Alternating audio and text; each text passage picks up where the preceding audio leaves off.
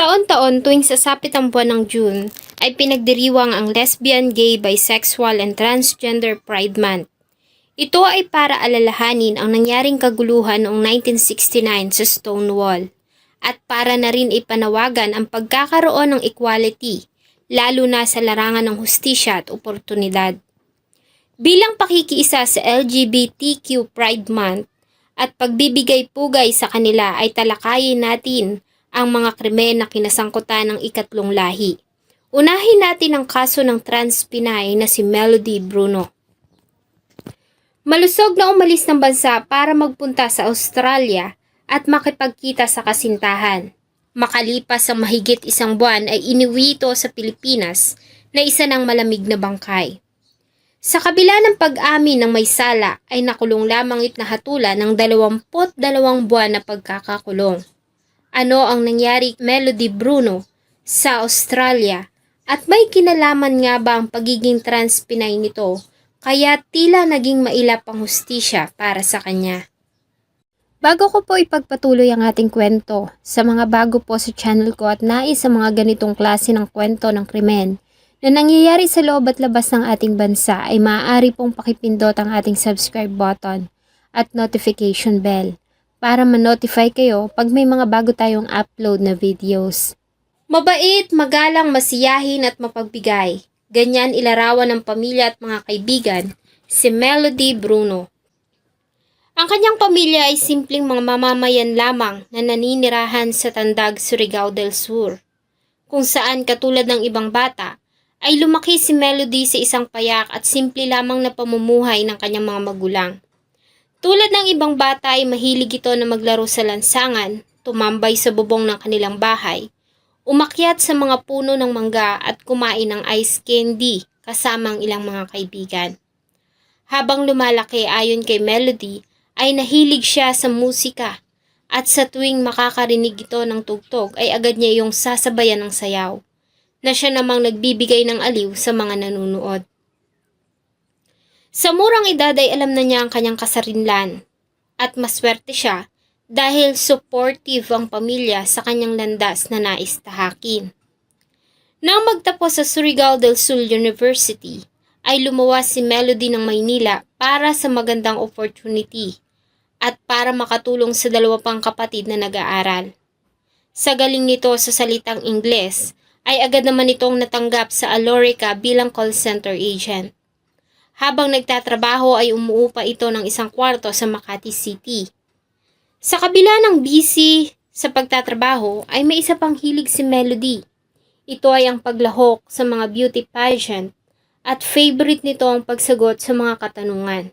At sa tuwing mapagbibigyan ng pagkakataon para magsalita at magbigay ng saloobin ay palagi nitong pinagdidiinan ang kahalagahan ng pagkakapantay-pantay lalo na sa katulad nilang LGBT.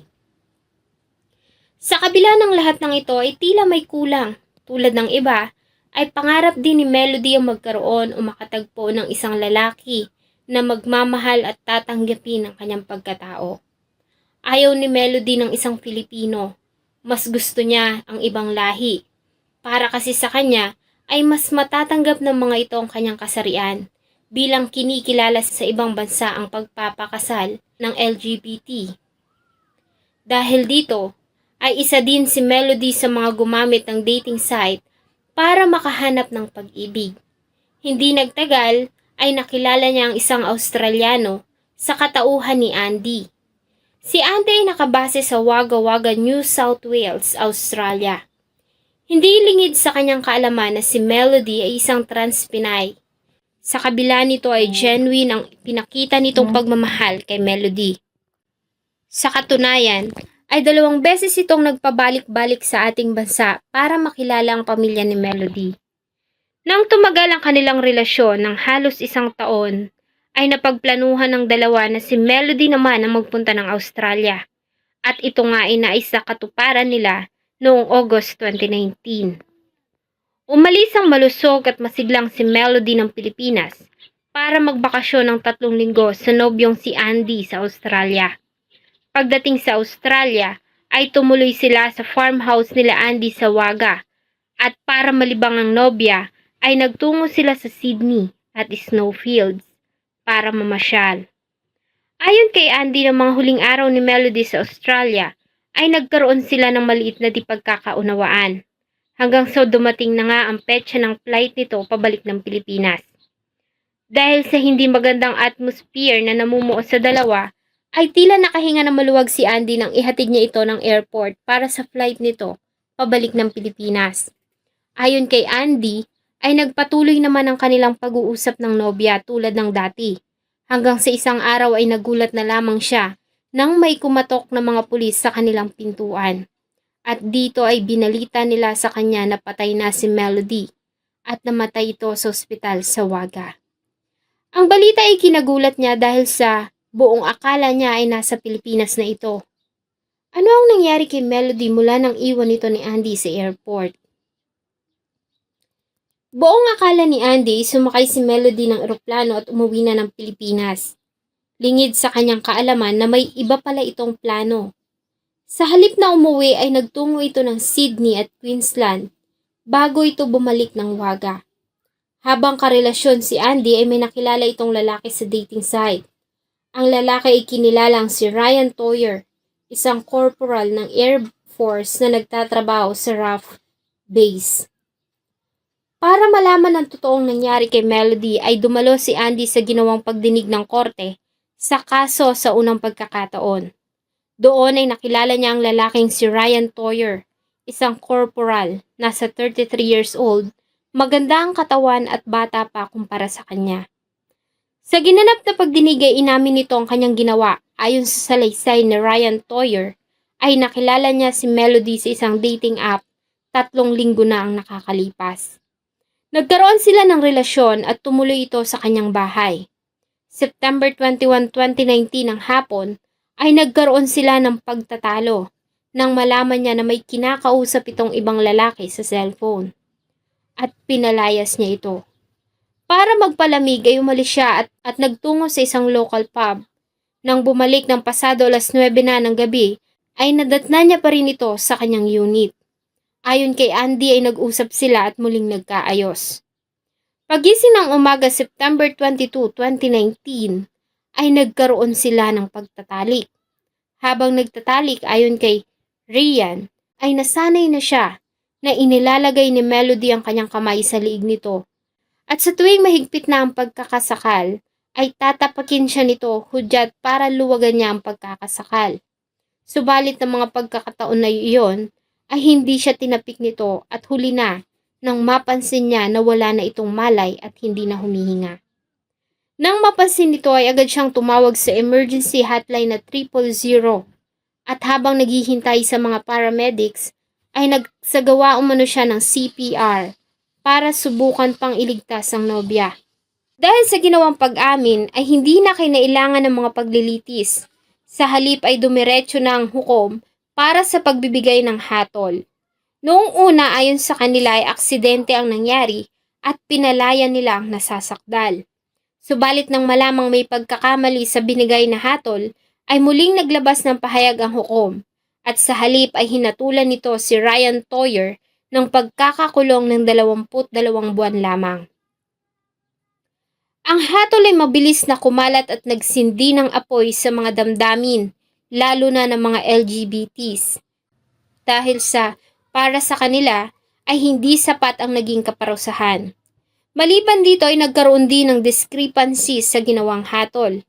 Dahil kasi sa pag-plead nito ng guilty, ay hindi na nagkaroon ng prosecution ng pagkakataon para ipresenta sa hukuman ang mga crucial evidence na magsasabing hindi aksidente ang nangyaring pagpatay. Base sa statement ng mga paramedics na makatanggap sila ng tawag ay agad silang nagtungo sa sinabing address ng caller sa isang unit sa Tarcota Street, Wagga Wagga. Doon ay nadatna nila ang isang babae na nakadapa sa sahig at may suot pa na damit. Sumalubong sa kanila ang hubot-hubad na nalilito at nagpapanik na corporal na si Ryan Toyer. Ayon sa kanila ay hindi nila ito nakausap ng maayos dahil sa nagpapanik ito. Base sa obserbasyon ng mga paramedics ay walang sinyales na nagsagawa ng CPR si Ryan Toyer sa biktima. Nakadamit din ito gayong sinasabi nito na nangyari ang krimen habang sila ay nagtatalik. Kapansin-pansin din na natanggal ang isa nitong ngipin at may mga pasa ito sa kanyang pisngi. Nagawa pa nilang dalhin si Melody sa malapit na ospital at base sa statement ng doktor at nurse na tumingin sa kanya, ay napansin din nila ang tanggal nitong ngipin at ang mga marka ng latay sa kanyang likuran. Subalit kataka-taka na ang mga iyon ay hindi nakalagay sa autopsy report. Base sa autopsy report ay putol ang mga ugat sa kanyang liig at para mangyari iyon ay kinakailangan nito ng sobrang lakas na puwersa na hindi ka panipaniwala na dahil lamang sa excitement sa ginawang pagtatalik. Subalit ang medical records at findings na ito ay hindi na naipasa sa korte. Ganon din ang statement ng paramedics, doktor at nurse. Maliban dito ay isang video kung saan ayon sa kaibigan ni Melody ay nagawa pa nilang tawagan ito sa video call ng araw na mangyari ang krimen. Subalit sa halip na si Melody ay isang galit na lalaki ang kanilang nakita. Sa background naman ay napansin nilang nakahiga at walang imik na si Melody. Narinig din nila ang lalaki na galit at sinasabing gagahasain niya si Melody at hahawaan nito ng sakit na HIV. Nang mapanood ang balita ay saka lamang nila nakilala ang lalaki na si Rian Toyer. Ang balita tungkol sa sinapit ni Melody ay nakarating lamang sa kanyang pamilya makalipas ang 3 araw, matapos na matrack ng Australian police ang kanyang kapatid na lalaki na nasa Manila. Ayon sa ina ni Melody ay halos hindi niya matanggap ang balita sa sinapitan ng anak sa Australia. Kung hindi lamang umano sa mga natitirang anak ay marahil, kinuha niya na ang sariling buhay. Pangarap umano ng kanyang anak na mabigyan sila ng magandang buhay at makapagpatayo ng maayos na tirahan para sa kanilang lahat. Ang nangyaring kay Melody ay nagbigay ng galit at daan-daang mga LGBTs at mga citizens ang nagsama-sama at nagsagawa ng mga pag-aaklas sa Sydney, Melbourne at Brisbane. Lahat sila ay nanawagan ng hustisya. Sa kabila nito ay tila naging bingi naman ang hukuman at bigo sila para dingging muli ang kaso. Ang katawan ni Melody ay iniuwi ng Pilipinas at siya ay inihatid sa kanyang huling himlayan sa kanilang bayan sa Surigao del Sur. Malaki ang naging papel ni Andy para maiuwi ang katawan ng kasintahan sa Pilipinas. Sumasama din ito sa mga ginagawang vigils at rally para pa rin sa hustisya. Hanggang ngayon ang kawalan ng hustisya sa pagkamatay ni Melody ay mainit pa rin na pinag-uusapan ng karamihan. Nakakalungkot dahil maliwanag pa sa sikat ng araw na tila nagkaroon ng diskriminasyon sa mga pagdinig ng kaso. Dahil ba sa siya ay isang LGBT member o dahil sa siya ay isang Filipina? Naniniwala ako na anuman ang kasirian at anuman ang ating mga paniniwala, lahat tayo ay pantay-pantay. Happy Pride Month sa lahat ng LGBT community. Salamat po sa inyong patuloy na pagtangkilik ng atin pong mga videos. Huwag niyo pong kalimutang mag-iwan ng saloobin at suggestion sa atin pong comment section.